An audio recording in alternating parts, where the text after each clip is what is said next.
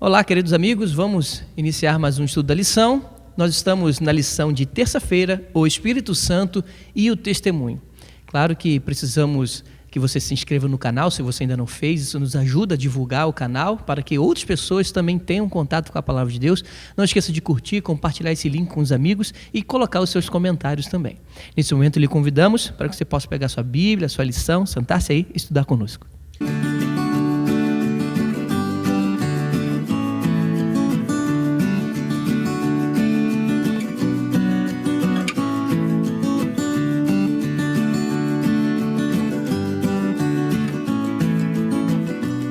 Bem, amigos, antes de iniciarmos o estudo da lição, quero pedir, amigo João Batista, pode orar para a gente, pastor? Claro, vamos orar. Querido Deus e Pai, que o Senhor nos abençoe com o Teu Espírito Santo, para que possamos compreender a Tua Palavra e vivê-la. É o que nós te imploramos, em nome do Teu Filho amado Jesus. Amém. Amém.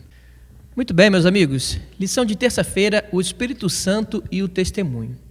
Eu sei que a passagem de João, capítulo 15, verso 26, é uma passagem bem importante acerca dessa relação do Espírito e testemunho. Jesus diz que quando o Consolador vier, não falará de si mesmo, mas dará testemunho dele, de Jesus. Então, o Espírito Santo se torna a testemunha de Jesus na terra e ele nos capacita para que nós também sejamos testemunha de Cristo. Mas, pastor Lucas, como podemos entender melhor, em outras passagens, essa relação do Espírito Santo e o testemunho? Eu quero citar aqui o texto de Atos, capítulo 4, como exemplo. No capítulo 3 acontece aquilo que falamos na lição de ontem, né? Pedro e João realizam um milagre na porta do templo e aí eles são presos por causa disso e eles vão a julgamento. No capítulo 4 aparece essa cena do julgamento. E é interessante que no verso 8 do capítulo 4 é dito assim, então Pedro, cheio do Espírito Santo, mais uma vez, né? Lhes disse, autoridades do povo e anciãos. Ele vai preparar então a sua defesa e é dito bem claro que ele está cheio do Espírito. E o que ele diz? Ele diz ali a respeito do que Cristo havia feito na vida dele, ele vai defender Jesus. Então a gente percebe que o ato de testemunharmos a respeito de Cristo é uma capacitação também do Espírito. É o Espírito que derrama, é o Espírito que nos dá autoridade para falarmos a respeito de Cristo. E é dito até nesse mesmo capítulo aí, agora lá no final do capítulo, no verso 20, é dito que a conclusão daquele julgamento é que aqueles homens, eles deveriam continuar a sua jornada sem falar de Cristo agora.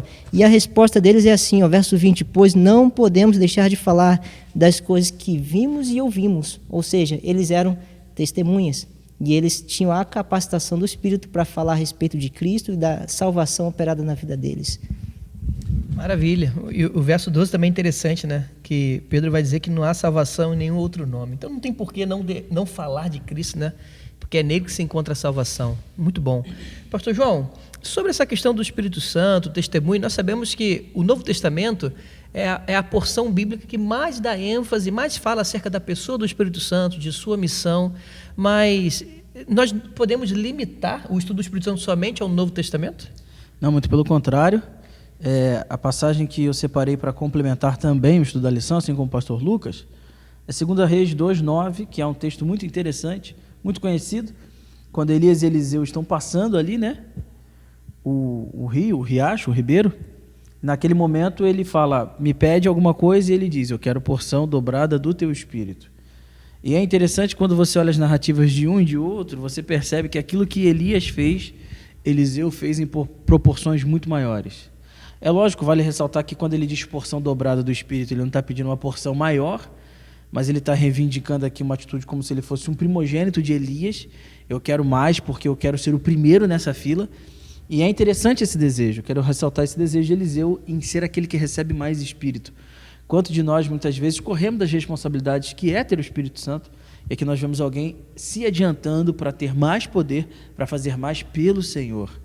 Vale lembrar também que em determinado momento do ministério de Eliseu, ele fora tentado a receber grande quantidade de dinheiro por um milagre que ele havia feito. E ele nega, porque ele sabia que esse poder era do Espírito Santo. Então, desde o Antigo Testamento, bem antes, nós já temos a atuação do Espírito, aqui da história de Elias e Eliseu, nós podemos perceber, então, que sempre, para nós sermos servos, precisamos do poder do Espírito em nossa vida.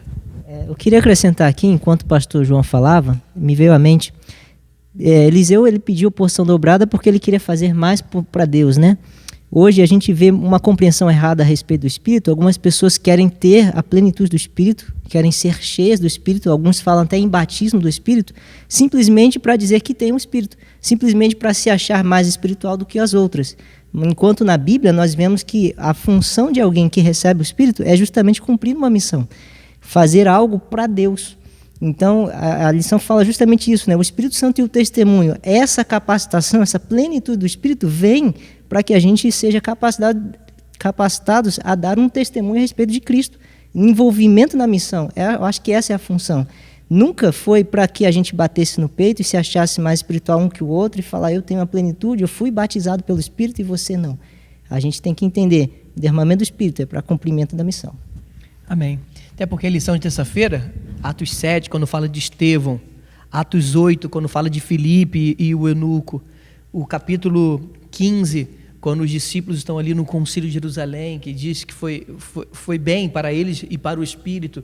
Veja que todos esses estavam cheios do Espírito Santo para uma finalidade, para uma missão. Eles se anulavam para que pudessem ser somente instrumentos na mão de Deus mesmo. E você comentou algo muito interessante, pastor Lucas. Quando nós recebemos o poder do Espírito, não é para que nós cresçamos, mas é para que Cristo seja glorificado em nossa vida. Então, queridos, quanta coisa preciosa aprendemos hoje. Que possamos permitir que o Espírito Santo nos use como instrumento poderoso nas mãos dele para anunciarmos a palavra de Deus. Que nós diminuamos, mas que Cristo seja exaltado em nossa vida. Que Deus lhe abençoe e fique aí para a lição de quarta-feira.